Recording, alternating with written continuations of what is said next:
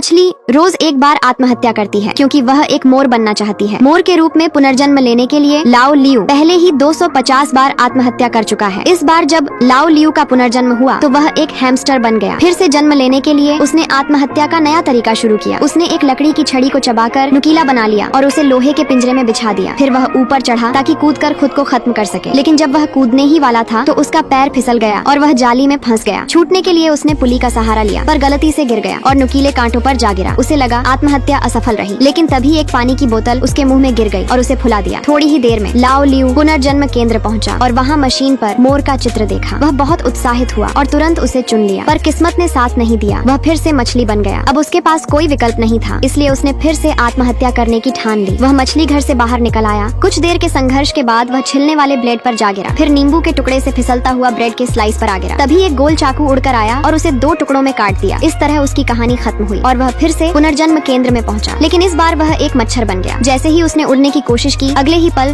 Train ने उसे कुचल दिया। वह फिर से पुनर्जन्म केंद्र पहुंचा, लेकिन इस बार उसे ब्लैकलिस्ट में डाल दिया गया। सभी पुनर्जन्म के द्वार बंद हो गए। यह देखकर लाओ लियू ने अन्य आत्माओं को ट्रांसफर पॉड से बाहर निकालने की कोशिश की। जब वह फिर से जागा तो पाया कि वह आखिरकार एक मोर बन गया है। खुशी के आंसू उसकी आंखों से बह निकले, लेकिन जैसे ही वह उड़ने वाला था, बिजली गिरने से उसकी मौत हो गई। असल में आत्माओं के रक्षक को पता चल गया था कि लाओ लियू ने धोखे से पुनर्जन्म लिया था, इसलिए उसने उसकी जान वापस ले ली। जब वह फिर से जागा तो पाया कि वह अब एक कैक्टस बन गया है। अब अगर उसे फिर से जन्म लेना है तो शायद कम से कम 2.5 साल इंतजार करना पड़ेगा।